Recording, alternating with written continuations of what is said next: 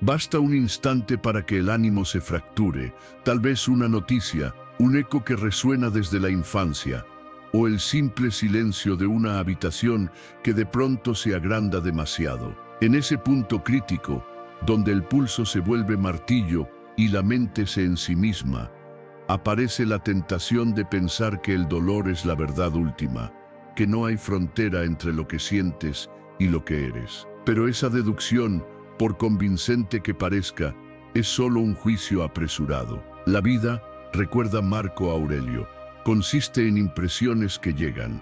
Tu tarea es decidir cuáles aceptas y cuáles transformas. Imagina que cada emoción fuera una antorcha que ilumina un tramo del camino.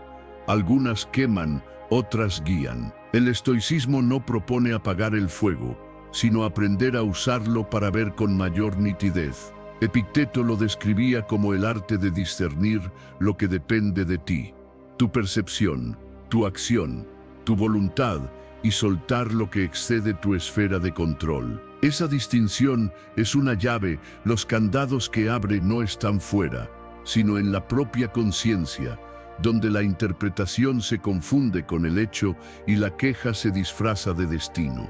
Hoy quiero invitarte a un ejercicio de lucidez que no requiere entusiasmo previo ni fe ciega, solo honestidad.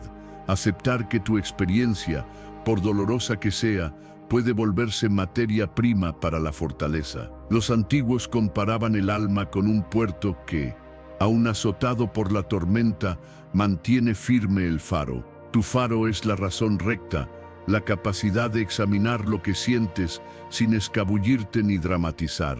Séneca advertía que la mayoría de nuestras desdichas provienen de anticipar males que casi nunca llegan. Sin embargo, si en esa mínima posibilidad llegan a suceder, nos encuentran débiles por haberlo sufrido dos veces en la imaginación y en la realidad. Detente un momento y respira. Percibe cómo el aire entra, permanece, se retira. Ese ciclo, tan elemental, refleja la lógica estoica: acoger, procesar, liberar.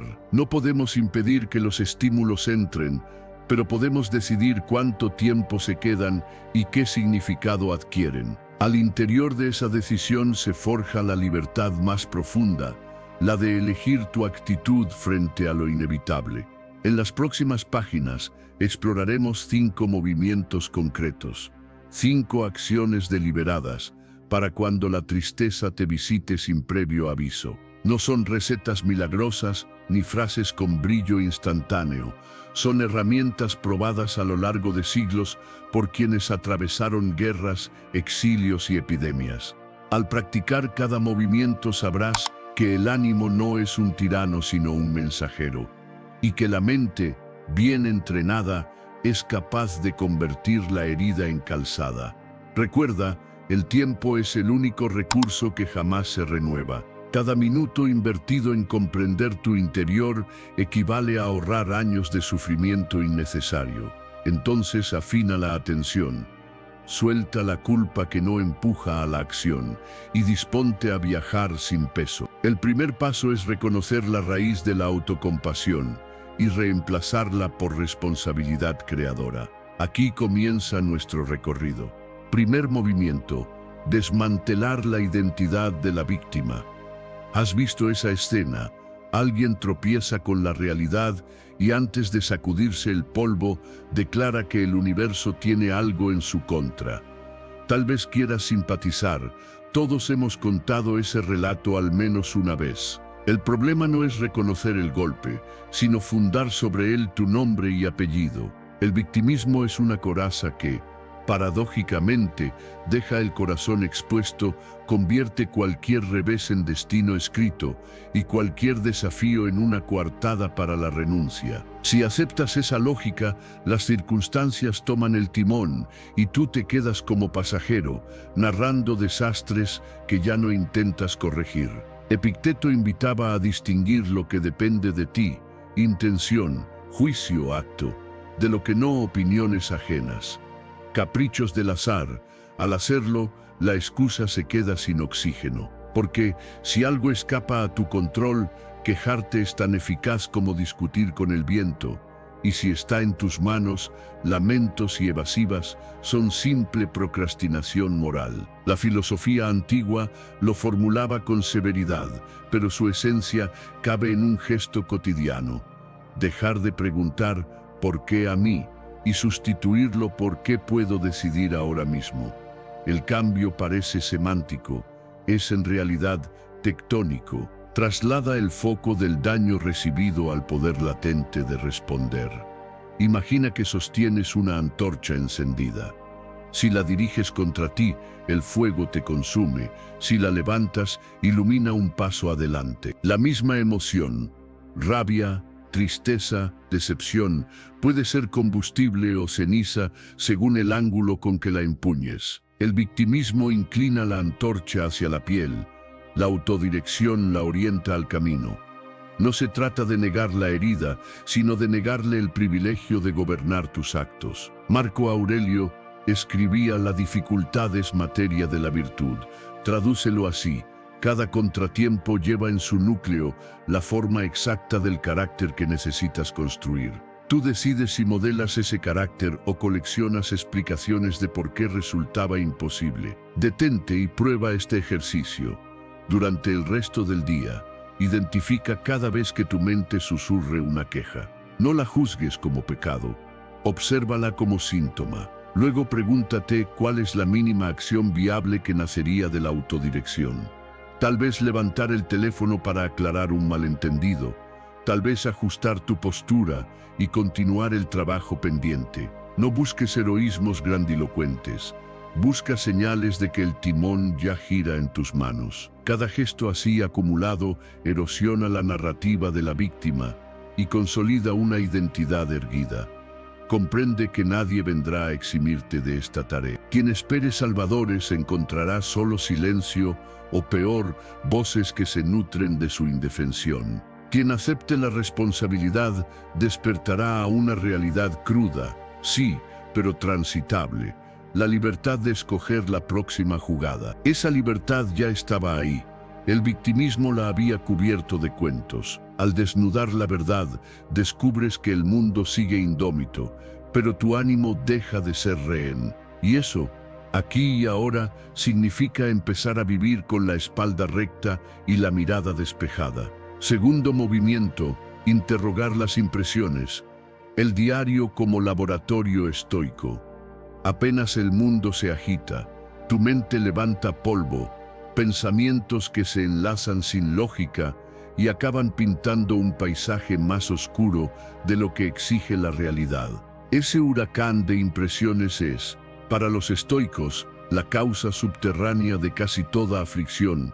No sufrimos tanto por los hechos como por la novela precipitada que redactamos en la imaginación. Séneca proponía un antídoto sencillo y radical: someter cada impresión a un examen riguroso, como si se tratara de un testigo poco fiable. El instrumento central de ese examen es el diario, no una lista de sucesos, sino un laboratorio donde despojas a cada emoción de su disfraz y la interrogas hasta que revele datos útiles. Imagina que colocas tus pensamientos bajo una lámpara de forense. Pregúntales: ¿eres una descripción concreta o una conjetura? ¿Qué evidencia te sostiene? ¿Qué consecuencia práctica tendrá creerte o refutarte? Esta práctica detiene la reacción en cadena que convierte una leve molestia en desolación total. Marco Aurelio lo hacía al amanecer y antes de dormir. Revisaba las presunciones del día, reconocía la turbación en su origen y la disolvía al nombrarla con precisión casi quirúrgica. Descubrirás que muchas ideas que parecían hechos son tan vaporosas como el vaho en un espejo, se esfuman si pasas la mano con suficiente firmeza. El acto de escribir te obliga a ralentizar la mente, a darle forma legible a lo que corría en estampida. Al plasmar la ansiedad en tinta, le robas parte de su inercia. Además, creas un archivo de mutación interna.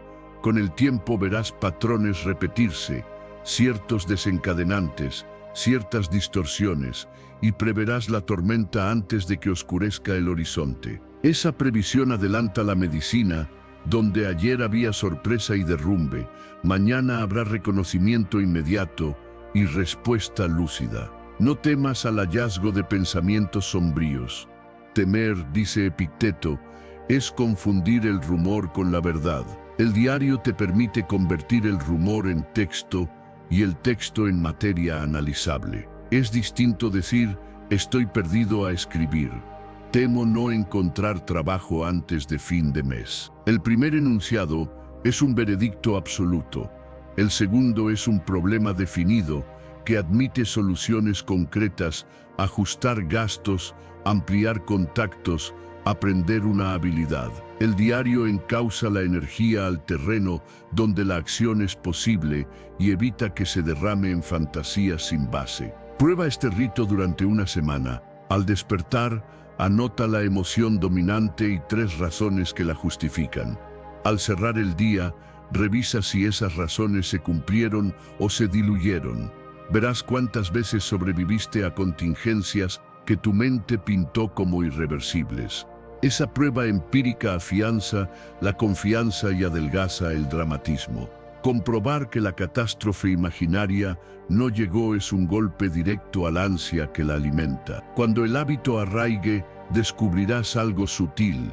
Ya no eres el escenario donde los pensamientos actúan, sino el director que decide qué obras se representan y cuáles se cancelan. Esa distancia crítica es libertad pura. De ahí en adelante, cada línea escrita es un ladrillo en el muelle donde el ánimo se amarra, a salvo de los vendavales que ayer te arrastraban mar adentro.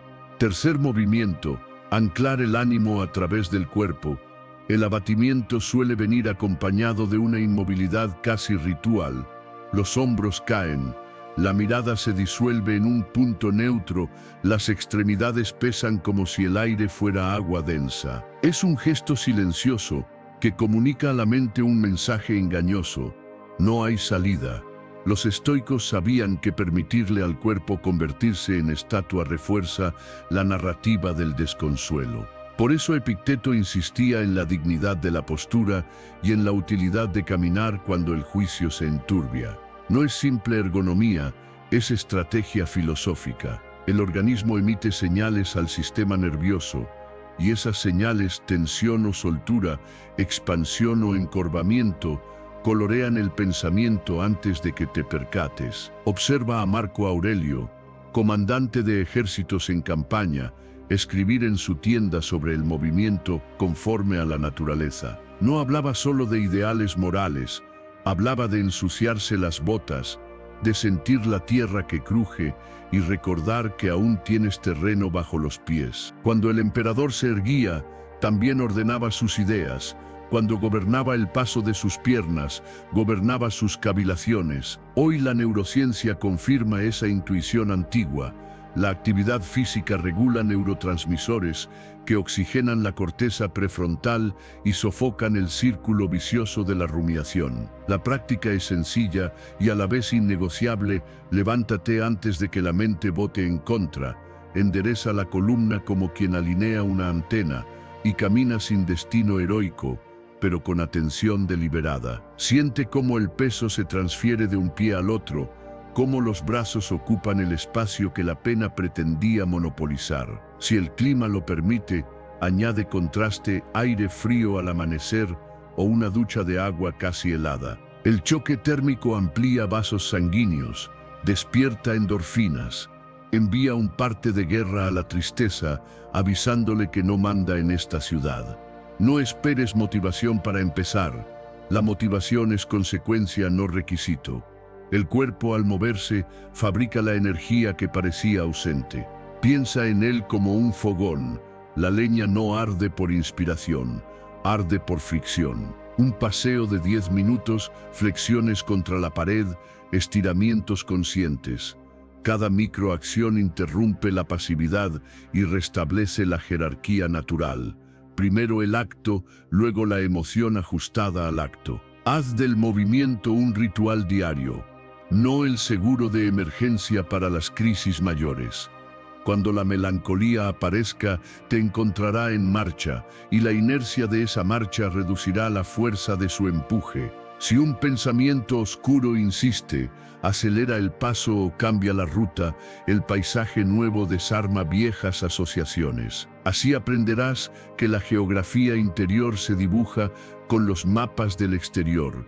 Al recorrer uno, rediseñas el otro. Al final del día registra los efectos, percibes si duermes más profundo, si el diálogo interno se torna menos áspero, si la voluntad llega a la noche todavía en pie. Entonces sabrás que convertir el cuerpo en aliado no es escapismo, sino disciplina ontológica, la materia asistiendo al espíritu. Y cada vez que tu ánimo flaquee, recuerda este principio: la mente es jinete, el cuerpo es caballo.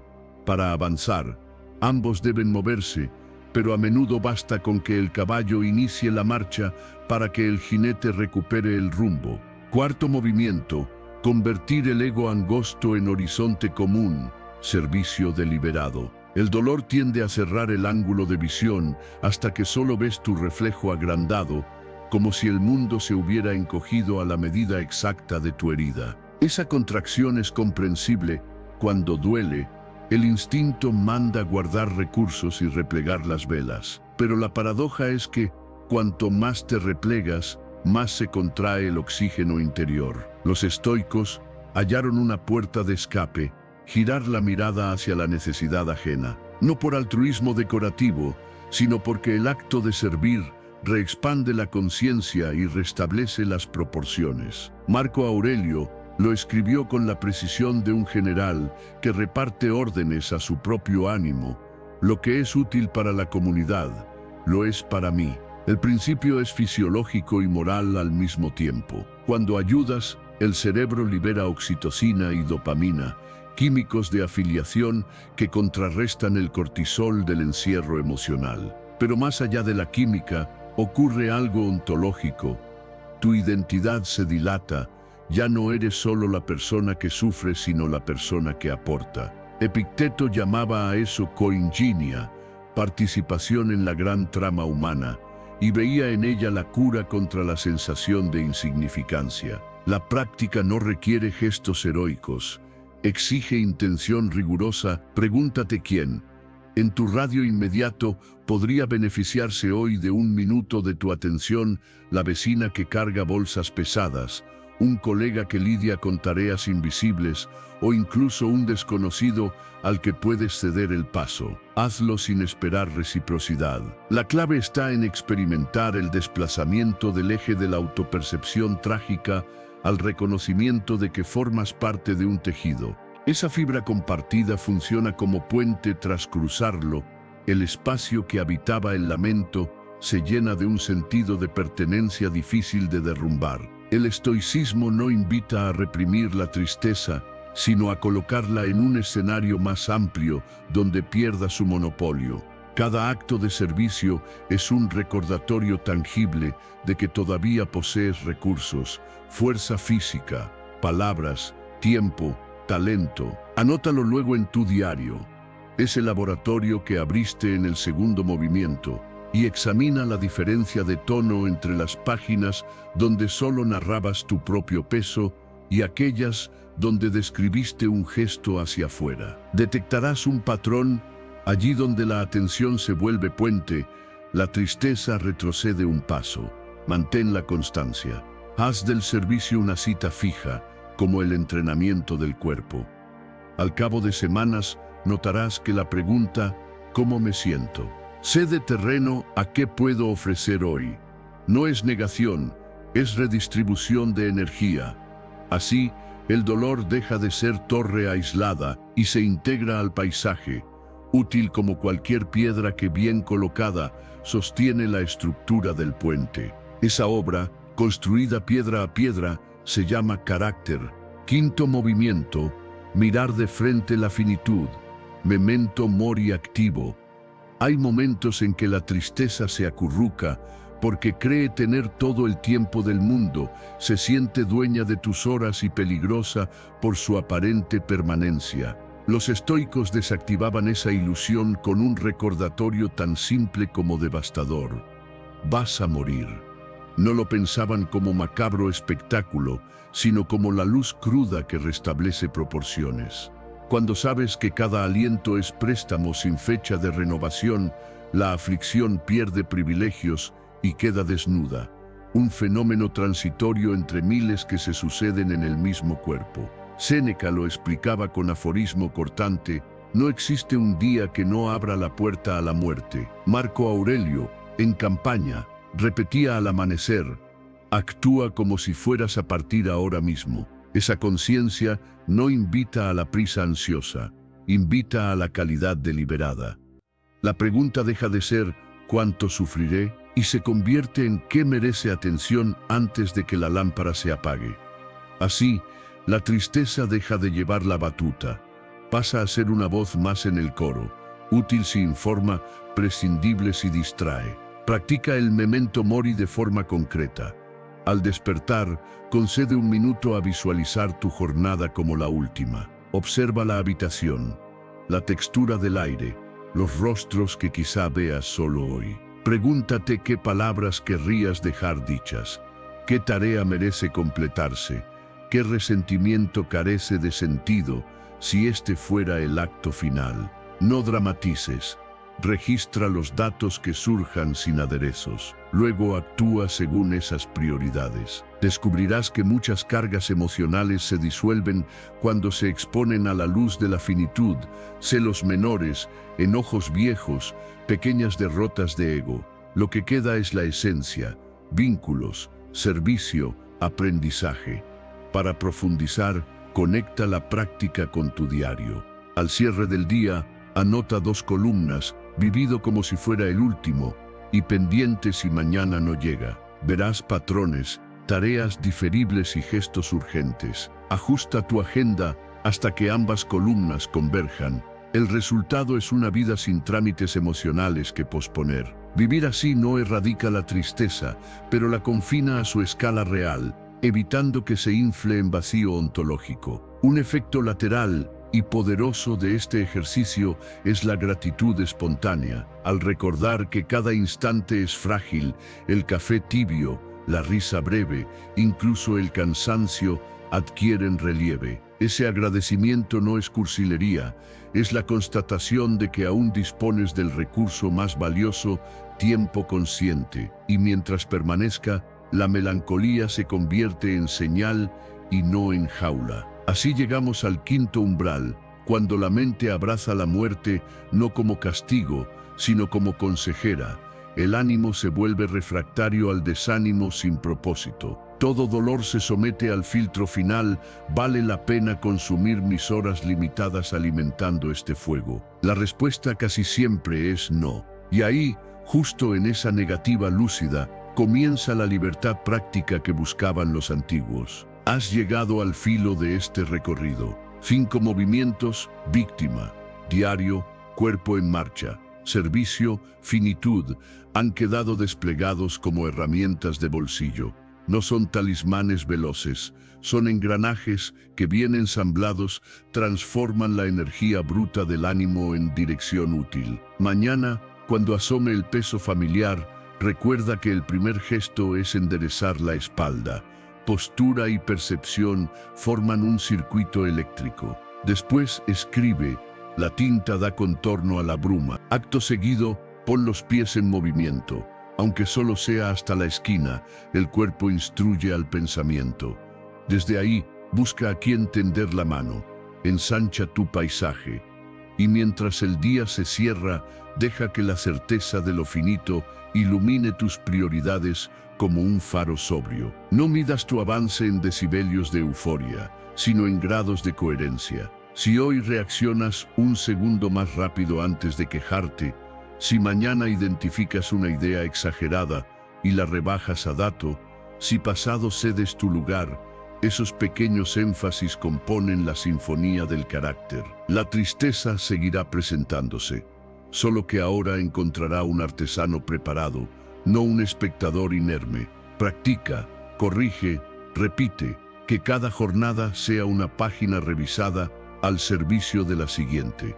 En esa constancia serena reside la forma más realista de la alegría.